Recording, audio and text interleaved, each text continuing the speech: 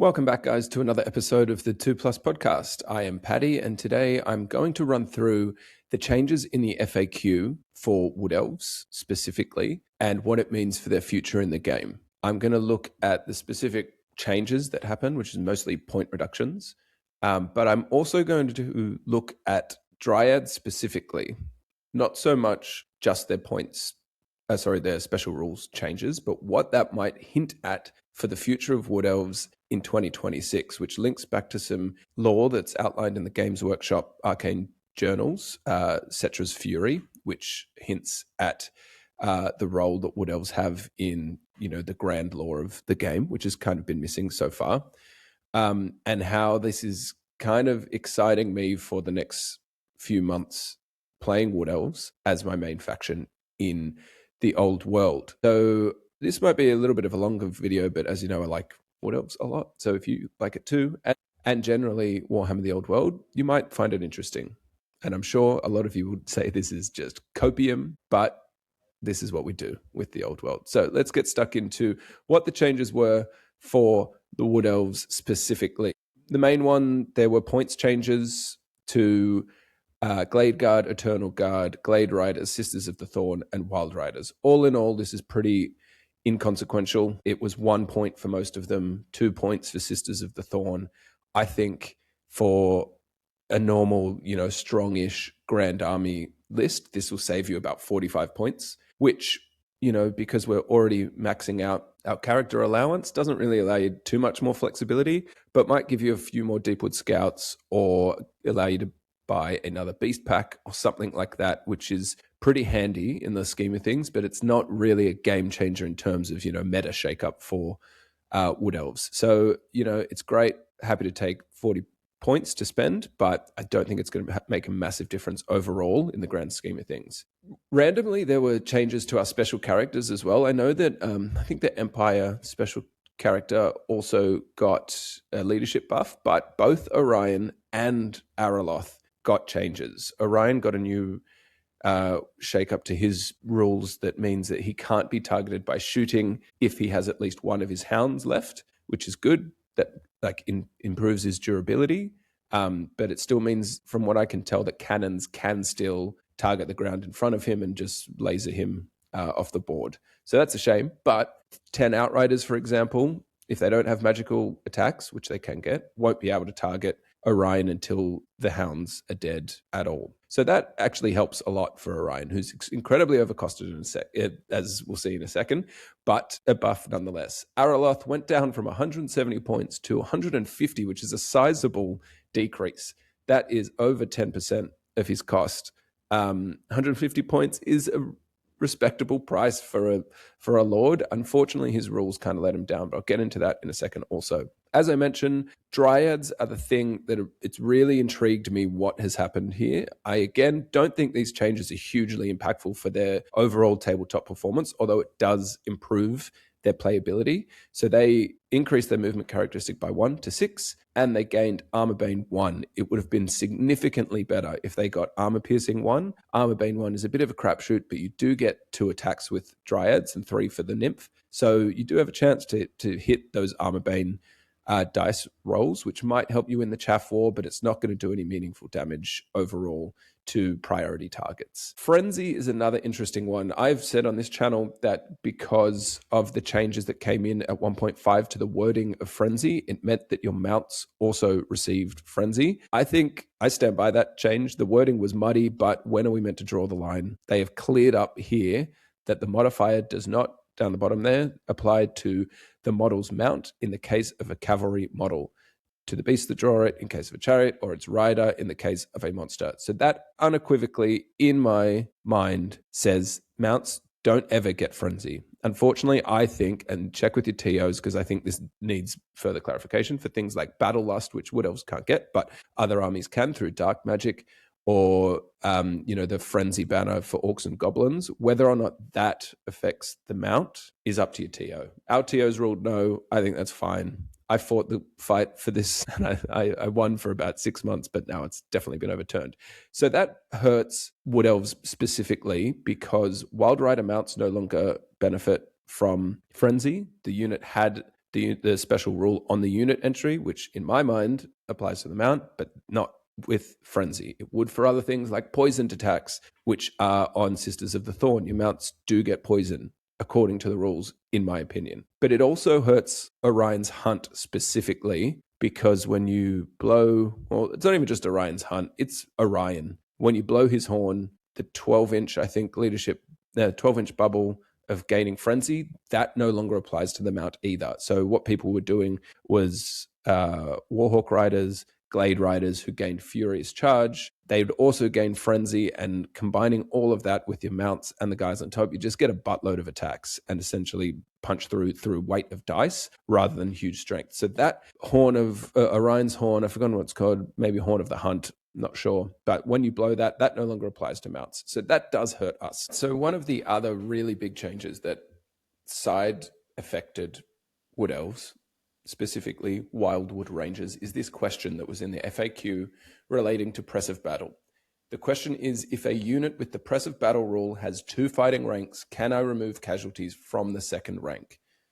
The answer is no. Models in the first fighting rank, the rank in base contact with the enemy, fall first as casualties. So this is targeting when you are a unit of infantry and you get charged. Press of Battle means you get 2 ranks in your fighting rank.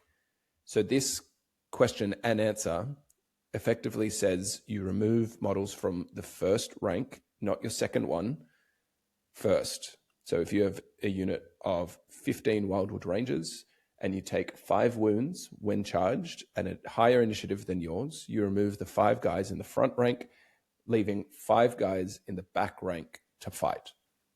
The reason this is so important is because Wildwood Rangers benefit from being in base-to-base contact with fear and terror-causing units. That allows them to have 2 attacks and multi-wound 2.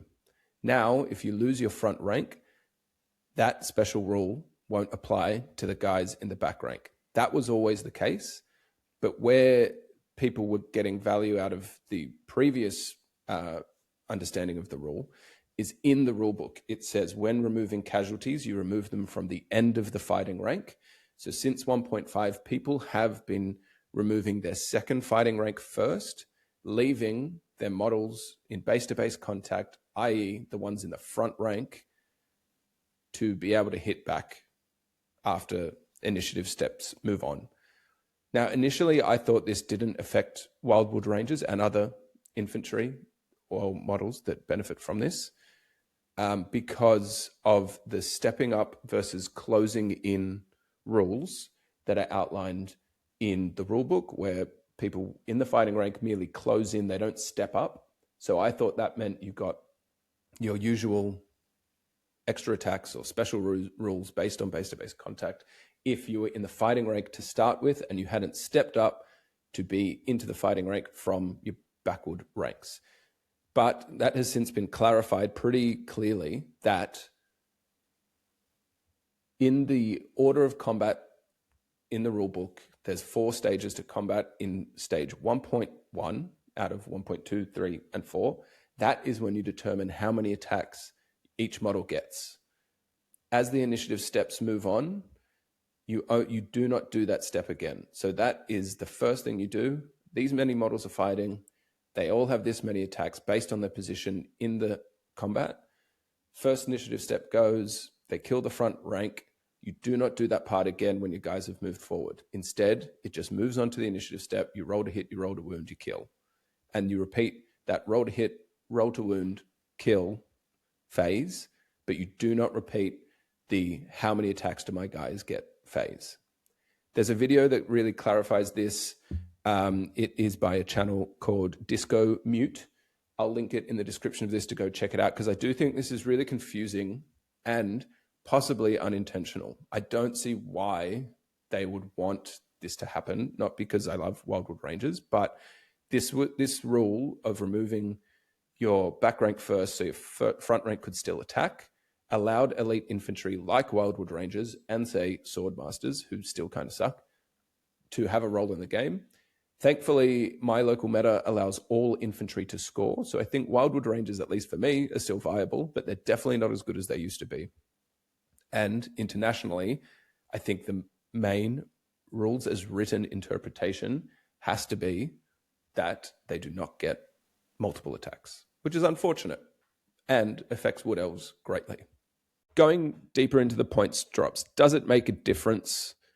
As I mentioned, I don't really think so. It's great. I'm happy that they're looking at Wood Elves. They are too expensive, but I think Glade Riders, into that second point, didn't need a point cut. So happy to have it, but they didn't need to be brought. I thought they were adequately priced. They're a really good unit. They never feel overcosted. And they seemed like a random inclusion, but I'll take a point off them. No worries. Glade Guard, Eternal Guard, Sisters of the Thorn, totally the right units. Without a doubt, they are too expensive. Eternal Guard are still too expensive. I think you could have taken 4 points off them and you might still not see them getting played. So 1 point's not going to move the needle there. Eternal Guard are still not competitively viable for me. Glade Guard, you have to bring a unit of 5 unless you're playing one of the Armies of Infamy. I like to bring 16 to 20 of these guys, so this is great. I saved 20 points. Deepwood Scouts stayed at 13 points, I think they are, before Arrows. So that is 3 points difference instead of 2 now compared to Glade Guard. I'm interested to see if that means people lean more into Glade Guard, because Deepwood Scouts have kind of lost their relevancy anyway by scouting, meaning that you don't get the +1 to go first, which isn't the worst thing for Wood Elves, but people don't tend to like to go second at all. And they're kind of just, with the nerf to poison, they're a bit less impactful in the game. So I think it might skew people more into this talk of MSU Glade Guard. I don't think that's going to happen. I don't think people are going to rock up with 20 times 5 Glade Guard. I think they're best in big blocks of at least 10.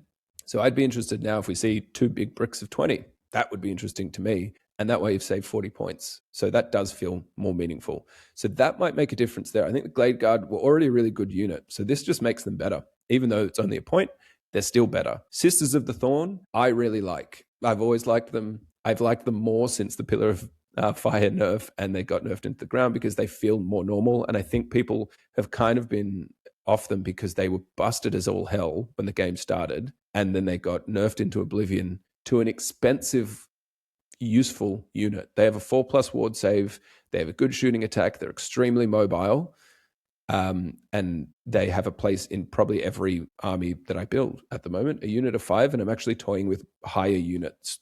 So units of 6, 7, probably not 8, but 7 I want to try out just to kind of maximize their shooting and have them do have a bit more durability also. So 2 points there does help. I think Sisters probably could have come down another point or so, but I'm not going to argue with 2. And I think 2 does make a difference for Sisters of the Thorn. Wild Riders, you're essentially getting free shields, which is great. I think it brings the cost of 5 of them with a champion to about 137-ish points, which is pretty useful. You bring they're a vital unit in the Wood Elf roster. So you'll be saving 5 to 10 points here in almost every strong list that you make. When you start looking at the why, that's where it kind of gets interesting to me. And I'm going to get deeper into this with Dryads. So for the true stands out there, hang around. But why are they dropping these points for Wood Elves? Why didn't they drop points for High Elves? This is where it's interesting, because all elves to me are overcosted. High Elves and Wood Elves struggle immensely with being toughness 3 and being expensive. But Wood Elves copped a solid looking here in the FAQ. So Games Workshop is paying attention to Wood Elves. What does that mean?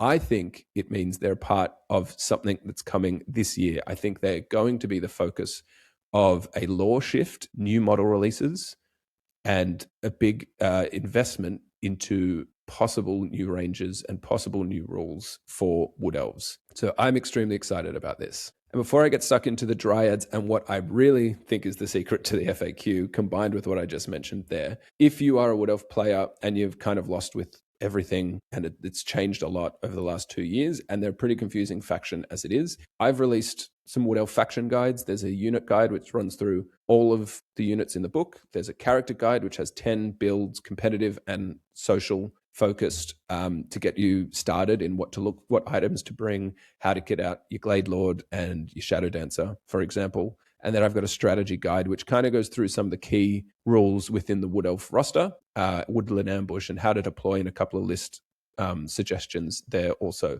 They're all available in the link in the description to this video. And I am going to update, although there's not a huge amount that I have to update, I will update these in the coming weeks for the FAQ changes, and I'll issue them free to anyone who's bought them already. Thank you to everyone who's purchased them. I've been surprised by the take up with it, and I'm really humbled by it all. So thank you very much. And I'm going to be sending out some, and I'm keen to hear feedback about them as well, because I am working on the Orcs and Goblins one as well. So if you're interested in them, please hit me up, and I will be publishing them probably in the coming weeks also. But check out the link in the description if you're interested in picking up those guides. So Orion and Araloth, special characters.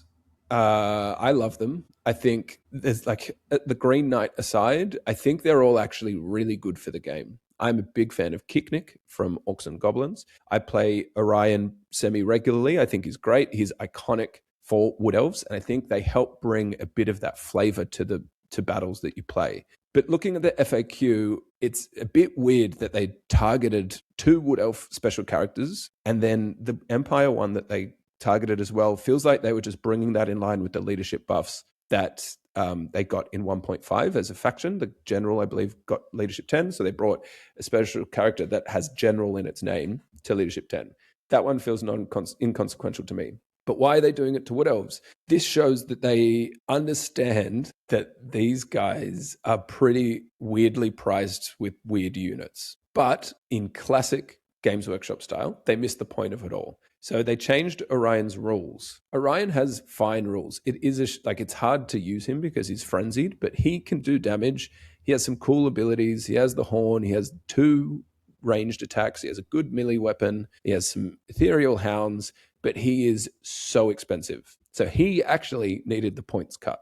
Araloth, on the other hand, has really average rules, average stat profile, but is adequately priced. Like 170 points. If you really want to bring Araloth, you're still going to bring him at 170. But his rules sucked. So he actually needed some rules changes where Orion needed the points cuts. So that the Games Workshop are classic at doing this. But interesting enough that they targeted them so that people are more interested in playing special characters for Wood Elves. And that is where it feeds into the next step of lore and storytelling and putting these guys on the table. Does it make Araloth playable? Probably not. Definitely not competitively. The coolest thing about him is you can send your bird out to peck someone's eyes out and reduce some stats. But he's essentially a weapon skill 8 Glade Lord with a 5-up ward save for 150 points. It's not going to do anything for you competitively, but he's a cool-ass model with a story behind him. Is Orion playable? Yes, I think he is. He's still way too expensive, but you can take this particularly to social games and not feel too overburdened by him. Essentially, he's the cost of a dragon. So if you really want to win the game, you bring a dragon instead of Orion. But he can do damage. He can win you games. And he's extremely flavorful also. I don't think the FAQ really changed these guys' status in the Wood Elf roster. But for me, interesting enough that they focused on changing the rules and the points of these guys to encourage you to bring them. Let's get on to the meat and potatoes of it all, because Dryads is the real sticking point of this FAQ. They gained +1 movement and Armor Bane 1. Movement 6 is nothing to sneeze at when you're a skirmish, toughness 4 guy with 6+ regen. You can just get in your face of your opponent, be annoying, and now you can be annoying a bit sooner. Armor Bane 1 isn't going to do huge amounts to improve your damage, but it will. You will get AP occasionally from rolling a 6, and that's fun. So all in all, you got 2 buffs for no extra points. That's got to improve the playability of the unit. This is where it gets interesting. They are the first tree spirit unit that has been touched in any FAQ. So the Treeman Ancient did get a clarification where I believe people in the UK the wording around what laws of magic he knew suggested you could pick from elementalism and battle magic or roll on them. You can't do that, and they clarified that maybe in 1.5. But this is the first time there's been a rules change, whether it be a nerf or a buff to any tree spirit unit. They are an AOS unit or faction in Sylvaneth. So the early game of the Old World, there was a clear indication that they didn't want overlap of Age of Sigmar and Warhammer The Old World units. This, to me, signifies a change in that. We saw the Marauders release, which is essentially what happened with, what are they called? Slaves to Darkness, I think, the Berserker range that was released for Age of Sigmar. And Square-based have been very good at outlining what looks like was meant to be an old world release, just got sucked up by Age of Sigmar. The Wolf Riders, for example, the Git Mob or whatever it's called, Kicknick is essentially in that. And that's pretty clear to me as an Orc and Goblin player. But this is the first time as a Wood Elf player that I feel like Sylvaneth or the Tree Spirit faction within the faction of Wood Elves have been recognized to be a part of the old world, because they're a key missing piece of the Wood Elf roster. They're meant to be the tough, melee units that can punch and be punched, but they're so weak. So this is exciting for me. It may just be the start. They did target something again that they lack, and that was damage, but they fell short, giving them Armorbane 1 instead of AP 1. They also forgot to change Branch Wraith's movement to movement 6, so you can't put a Branch Wraith, as I have there she is, in a unit of Dryads and all movement 6. Because you move at the same movement as your lowest moving model, you'll be back down to movement 5. But this is classic Games Workshop by trying to do something and just missing the point of it. But as I mentioned, this is all pointing towards things to come, in my opinion, that they are turning the leaf, so to speak, on the Tree Spirit side of the army, and that AOS is touchable now. It's no longer off limits. They're going to start tapping in to that element of Age of Sigmar that is in the old world that they've left alone so far. And then, and this is what I'm going to get to in the next slide, the rumored Tomb King Wood Elf starter box. This is all pointing towards that. So this is where it all gets really interesting to me. Those rumors about the Tomb King starter box, where did they come from? Well, they came from a French podcast, I believe, which had a lot of the detail of the FAQ in it and was heavily hinted at what changes were to come, and they were very close to getting most of it right. They also mentioned this Wood Elves versus Tomb King starter box, which was apparently on the way. And this is backed up by lore. As you can see, that excerpt on the left, which comes from Cetra's Fury Arcane Journal. The premise of this is the Tomb Kings have kind of pushed through the Border Princes and are heading up, smashing Bretonnia, smashing Dwarves, getting smashed by Orcs, but also smashing them. And they're reaching a point where they're kind of running out of resources. There's millions of dead skeletons everywhere that they need to raise back, but they're out of power. So one of the priests looks towards Athel Loren, and it says, hungrily then, the ancient and cadaverous priest looked upon the expanse of Athel Loren, the great forest spreading across the lush green landscape before him. To most, the forest was a vast primordial wilderness, but to the Hierophant's eyes it crawled with arcane power, the winds of magic surging around and between the tower standing stones that marked its borders. Whilst he waited Cetra's pleasure, Ashertak would send warriors to explore the forest. There was power here, and he would wield it. So quite clearly, Games Workshop has teed up an interaction between Wood Elves and Tomb Kings. Wood Elves, as we know, don't like people coming into Athel Loren. If they do enter and they're not meant to be there, they tend to beat the shit out of them. So the whole Dryad thing is a taster of what's to come in my eyes. There's also rumors along this Wood Elf starter box of new models, or at least a refreshed range of certain models. There's a huge amount of Wood Elf models that are extremely old. Warhawk Riders, War Dancers, Shadow Dancer. They also didn't get, I believe, most factions got that kind of Hero on Horse and BSB combo box that was released in every faction's release. Wood Elves didn't get that. So a Wood Elf BSB, for example, there's not a new version of that or a remade version of that.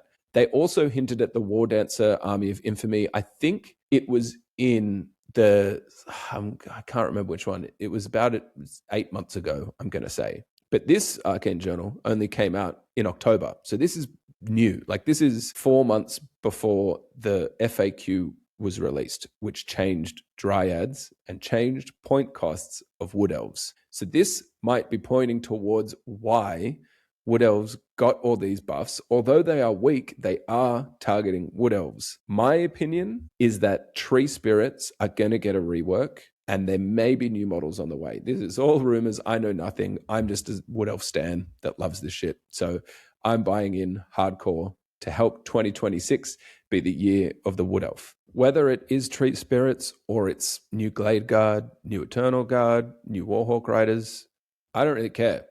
I can just get into the fact that Games Workshop is recognizing that Wood Elves exist. If it's a War Dancer themed Army of Infamy, sign me up. But as we know, when they release new models, they release new rules. So it's hard for me not to get excited about this. So as I mentioned, that's me digging right into it. It did go longer than expected, but if you liked it, check out the rest of our videos on our channel. I do a lot of Wood Elf content, but we cover pretty much every faction there is in the game with a tactical focus to help you improve how you play the old world. Finally, thanking our major sponsor, Pandemwargaming, and our paid supporters. We've got some new ones in there, Matt Purchase and Heath Hathaway. Thank you for joining the clan. It is growing, and we're extremely grateful. And if you want to check out Pandemwargaming, use the link in the description below. Terrain, movement trays, base adapters, that sort of thing. It's all there, and Jeff's a great guy. Help support him, help support us. But I'll see you next time for the next 2+ video. Thanks.